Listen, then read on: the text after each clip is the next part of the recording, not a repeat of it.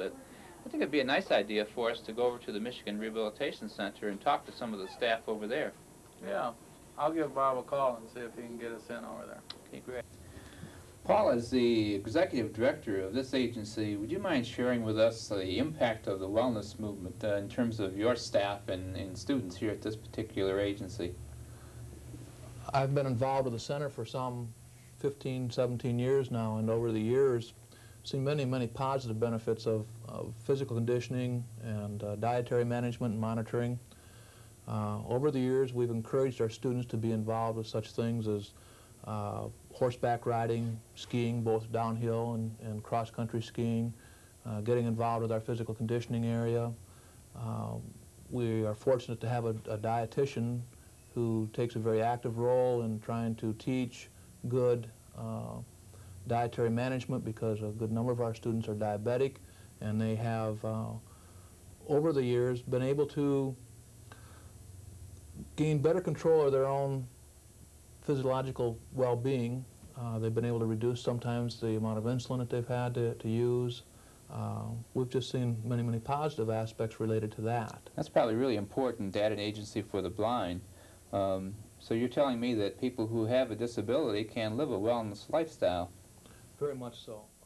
It became clear as we talked with Paul that a large number of the staff at that center were living a wellness lifestyle. So we decided to talk with two instructors at the center. Hi, John. Hello, Bob. My God, you look great. What in the world has happened to you in the last year? I've been keeping myself very busy. You look like you have. Fantastic. Kind of a long story as far as what's been going on in my life. You know I am a diabetic. Right, I have heard that. Well, I'm kind of blessed with a couple opportunities being here at the Rehab Center.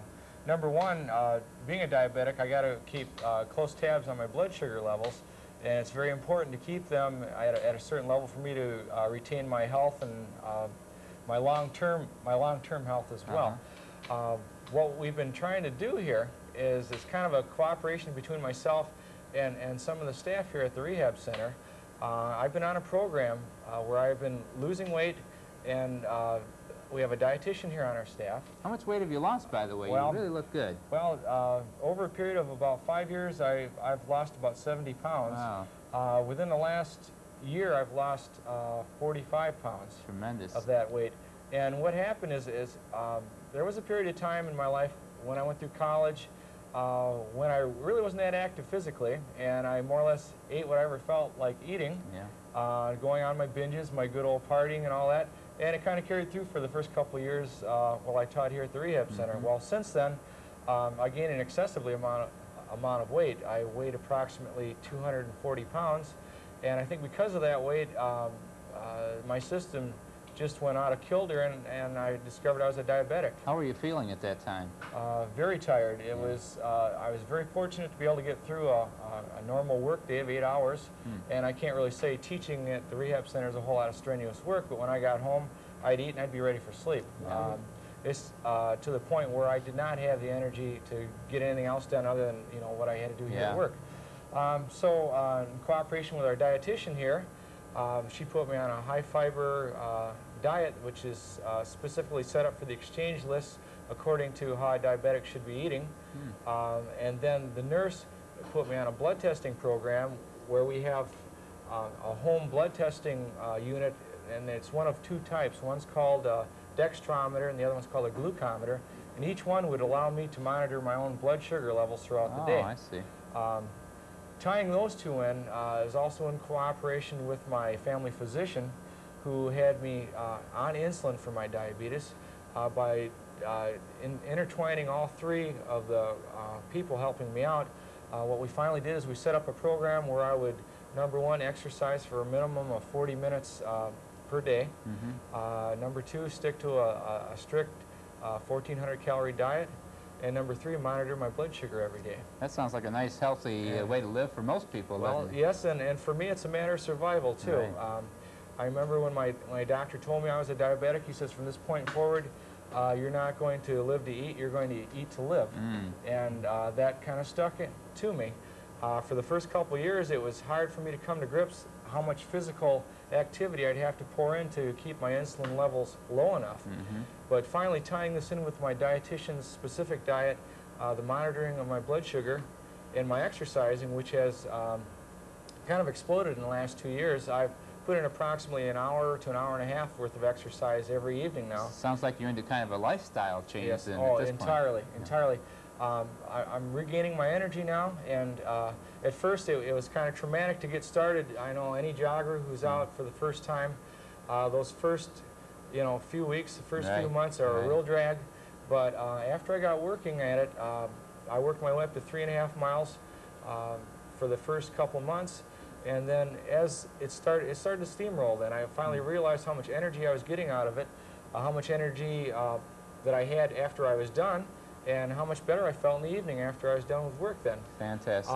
So what it really came down to is I tied a lot of different activities in as far as what I was able to do within an hour and a half's worth of time. It is, in a way, it's kind of rough because I do have a family I'm raising, and with my job responsibilities, home responsibilities, things like that. But I could still fit in an hour and a half in every evening. Sure. And it may be racquetball. It could be in the evening sometimes long-distance cycling. In the wintertime, I do a lot of cross-country skiing. And in addition to that, I have my running program that I usually stick to. It's a nice idea that you're varying these things so you don't get bored with You have one. to. You absolutely have to. I found out that initially I started running every day. And after a while, you grow tired of it rather quickly. And sometimes your body tolerance after all that jarring for 7 days a week isn't always the best thing in the world for you either. But as I tied this all in together, over a period of about 4 weeks, I saw my insulin dosage go from 20 units a day, which is not a whole lot, but it's still a medication that I did not want to take, down to 0 within a period of 4 weeks. And that's, again, sticking to the diet, sticking to the running, and monitoring the blood sugar. And I found that by doing this, I don't get as many colds now. I can get up early in the morning. When I get up in the morning, I'm refreshed. I'm ready to go to work. And it's things I do, my daily tasks during the day are no longer a drudgery. Things really pick up and are, my overall attitude's better. I don't get as frustrated when I'm not as tired, and I'm not as irritable. And that's terrific. So the whole thing kind of ties Stress in can create many physical problems, and it is important that we find ways to reduce our stress, such as regular walking, enjoying our beautiful outdoors, and finding regular recreational routines in all seasons.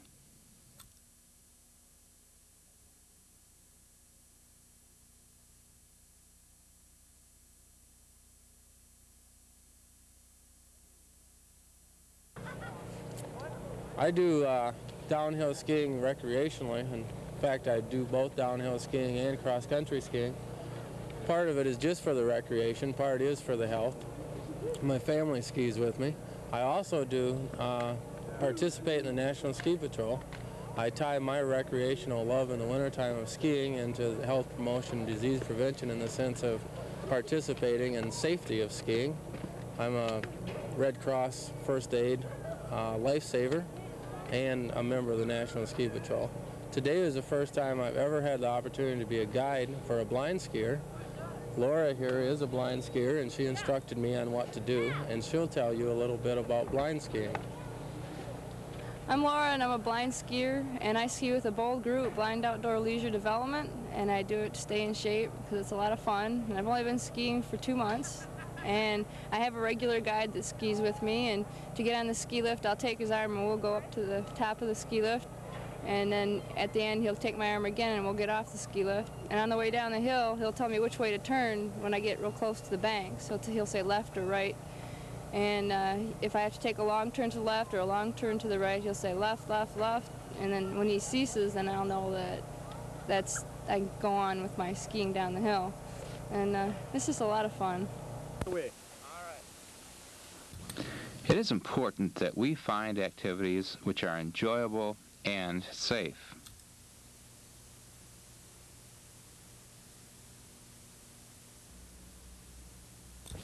Another important aspect of control of our well-being is our diet. Hey, Bob. Hi, You got a Steve. How you minute? doing? Good. You got a minute to tell us how things are going, how you've been feeling and stuff? Sure. My client's just gone inside. We can take a couple minutes here and talk about it. I've been feeling pretty good. As you know, the last year, I found out that my blood pressure was high, and my family has a history of it. My father died at 45 from a cerebral hemorrhage, and I'm getting close to that age. I'm 40 now, and I got a little concerned, and my brother, who's 10 years older than I am, informed me that he was on some medication for high blood pressure, and I really thought I should check it out. So I went to a screening unit, and they took my blood pressure, and they told me it was high for someone my age. So I called my doctor up and asked him, you know, what I could do, and he suggested that I try some exercise and diet and see if that made a difference. So what I did is I started on a exercise program where I would play racquetball or run every other day, and then I tried to eliminate a lot of salt from my diet. I started giving up French fries and milkshakes and a lot of the things that soups, the canned soups. I went more to all salads at lunchtime, and really tried to eat fish and chicken, and gave up a lot of red meat. And what I found after about a month taking my blood pressure a couple times each day, that it significantly came down about 10 points, both on a high and a low level, and I thought that was quite significant. I talked to my doctor after that, and he told me that he thought that was excellent, and that I should continue on that program, and they didn't need to do anything else. You cut sugar out of your diet too, didn't you? Right. I gave up all sugar. I felt I didn't need it, and I was kind of an ice cream freak, and I decided that I didn't need all that ice cream and other desserts. So yeah, sugar was cut out too, but I didn't go to salt-free foods by any means. I just gave up foods that were high in salt. I see. You don't use a salt substitute or anything? No, not at all, but I don't put any salt on anything on the table. Yeah.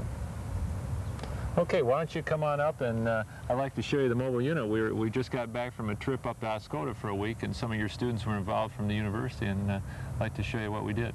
Okay, great. It is very clear that each area of our lives needs to be in harmony. We need spiritual fitness, which is just as important as our physical fitness. We also need to continue to grow intellectually, regardless of age, and to find areas of enjoyment and pursue them.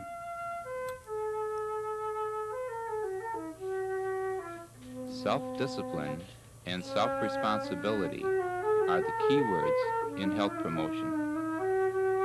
They mean that we have control of our lives and how we live. We know that if we fail to exercise and eat properly, we can't blame others. It's up to us to make lifestyle changes that positively impact on our lives and those around us. Well, Steve, it seems obvious to me that we have got a responsibility to our students in terms of their wellness lifestyle. But likewise, our students have a responsibility to the people that they're going to be working with. Because ultimately, our students are going to impact on the family and friends of the blind persons they train. I'd like our students to come through our program and think seriously about the fact that they need a regular exercise program, that they shouldn't be smoking, that they should be thinking about developing their spiritual lives. It seems to me, as the student leaves our program, they should be people who are knowledgeable and concerned about health promotion and disease prevention. Yeah, I agree with that. In addition to that, we have concerns about personal safety, which would include seatbelt usage. And of course, then there's the whole question of political activism, where we would expect that our students would become advocates for others, be concerned with total nutrition programs, be concerned with chemical waste, nuclear waste, be concerned with the additives in their food, and of course the ultimate question of nuclear buildup. If we don't do something about that problem, the rest of it becomes irrelevant. I agree.